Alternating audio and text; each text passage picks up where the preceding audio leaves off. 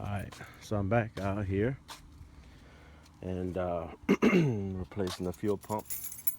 It's bright and early. It's not too hot yet. Took off. Those just basically these nuts here that needed to come out. And then you just take them out, pull it out. And this is the fuel pump that I got. And that one's the sending unit. But I just want to make sure. So we're gonna go through it, and right now I'm gonna turn on the car to see if it hums.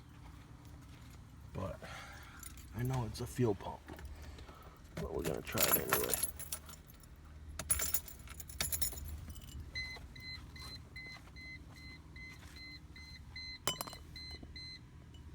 Doesn't even make a noise. I'm trying to turn it on. It should have though.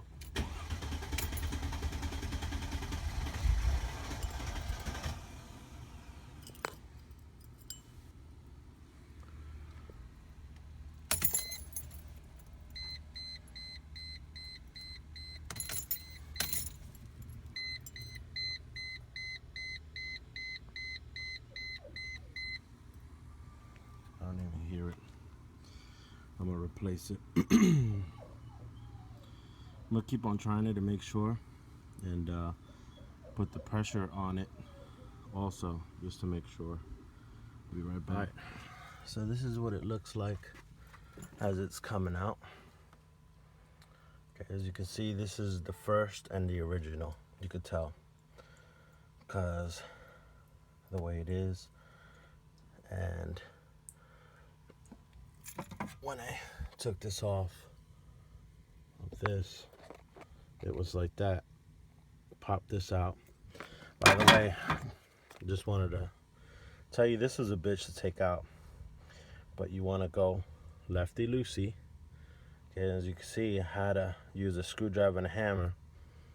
You might think you're gonna mess it up and break it, but you know, it's the only way to get it off, unless you go and buy that special tool, which I don't think you need to buy. You just, so you want to go counterclockwise, lefty loosey. Okay, to take it out. Then this comes out. Okay, and again, this is on a Mercedes C240 2001, and that's your fuel pump. I got the new one inside. Now I tipped it over like this because it does have fuel in it, and you want to kind of tip it over and get that fuel in there. You can see it spilling fuel still, so you want to keep it in there. Make sure you get a rag, clean up. Just let it all come out. So you tip it over like that, and you can hear the fuel going back in. Let it tip, let it drain, and we're gonna go get the new one and compare them. Make sure. It's an easy process. I think the hardest part is just taking out the bolts and pulling up the seat. And then there's a barrier right there, insulation. You pull that out. So the hardest part is actually that freaking ring around it that holds it. But other than that, it's pretty good. You unplug everything, let that drain, unplug it, and replace the other one. Be right back. All right, so I already see a problem, and this is the old setup on the fuel pump. And I don't know why. Maybe it's just me, but that connection does not look the same as that one. And so far it looks like this is probably not going to be a good thing for me. I mean, the whole setup is good, except for the fact that part right there.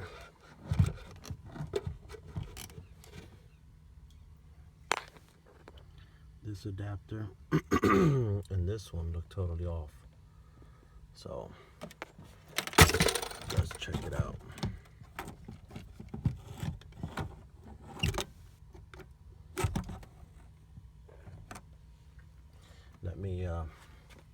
check this out and troubleshoot it, and I'll be right back. So the new one, and then the old one. So these things are almost identical. Now, this is the only problem, is this connection has that prong, the 4-prong going that way.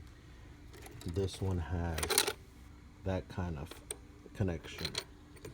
So without further ado, I'm just gonna take this here, take this wire, make sure they're connected the same way here. So I'm gonna plug this unit in here, and then you see these 2 wires that are here, okay, they're the same as these, but the only difference that this would be blue, this would be black, because it controls this and that. And that's all you gotta do is switch it over, and then I'm gonna pop this puppy back in and let you know how it turns out. Now, worst case scenario, if it doesn't work, then I'm gonna have to take it apart and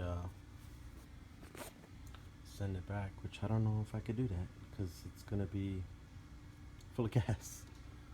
Well, let's see. I'll wash it out real good. Worst case scenario. I'll be right back.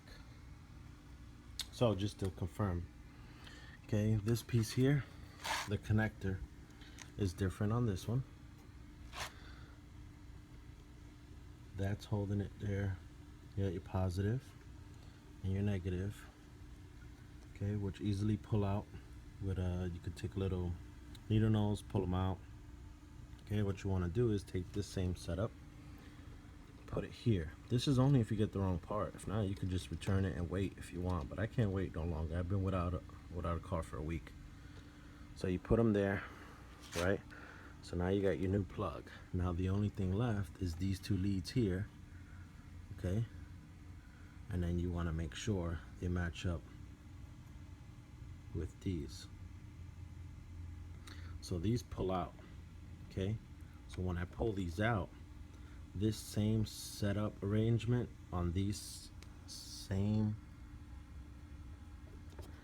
2 right here, this would be my black, and I'm gonna mark it, put the black here, put the blue here, and these pop out and pop in. So I'm gonna just swap the little connection because it does the same exact thing, it's just the connection's different. Everything else is the same, voltage, everything. So that's what I'm gonna do. Let's see if my puppy turns on after this. All right, so here it is. I took the connector off of this one, and like I said, we put the same way this connector was. We put it the same way, positive, negative, and now this is the original connector for what's supposed to be on this one that I ordered for the fitment of my car, which was totally wrong because it was this one. Now, you don't have to do this, okay? By any means, just go, return the new one you got, replace it with one that fits yours, okay? In the instance, I cannot do that right now. It's an emergency. So I put these connectors in. They easily just come in and out. Okay, now this is where you have to pay attention and make sure you get the right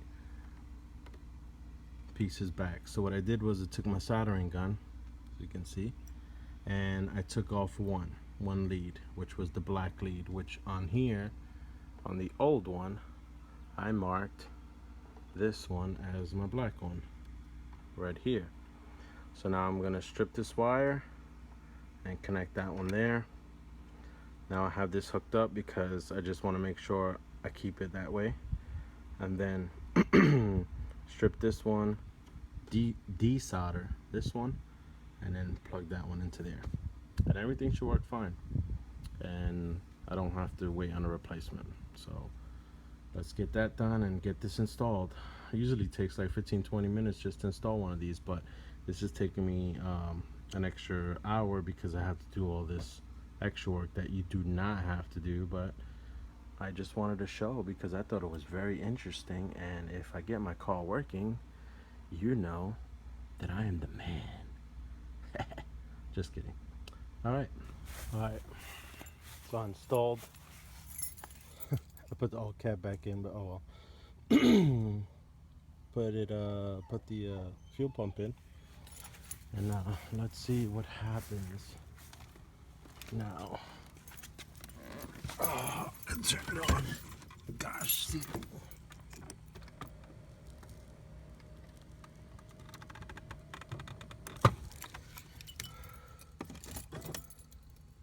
See if we hear a noise or anything leaking.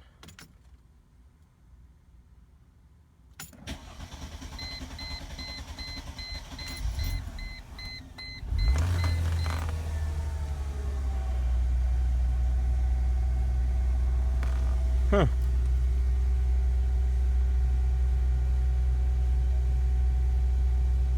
I knew I would get it. RPMs are good. Holding steady.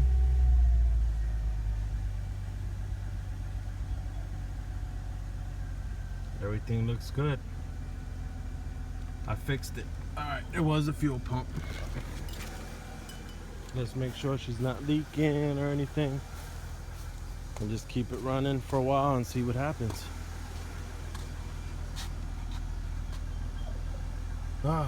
This is actually a very easy job. So if you buy, steps in from all the way from the beginning, you want to buy that pressure test kit. It's $20 at Harbor Freight. Okay, you put it on your test port here and then read it. Once you read it, mine was saying 10, so I thought it was maybe the fuel filter was clogged, so I changed that out. No go. Then I thought it was spark plugs. Put new spark plugs in. Hi doggies. Put the spark plugs in. They needed to be changed anyway. These are probably the originals. So there's 12 of them. Guess what? I only replaced 8 because the 2 back ones are a bitch. Then I had a cracked coil pack. Now with the cracked coil pack, what I did was I took this stuff here, and I didn't think it would make a difference.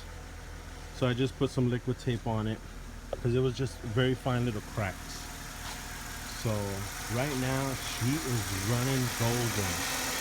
I am so happy right now. So if you have the no crank start, don't go for the crank sensor right away. If it cranks over, that means you have to put the pressure, test your pressure first on your fuel.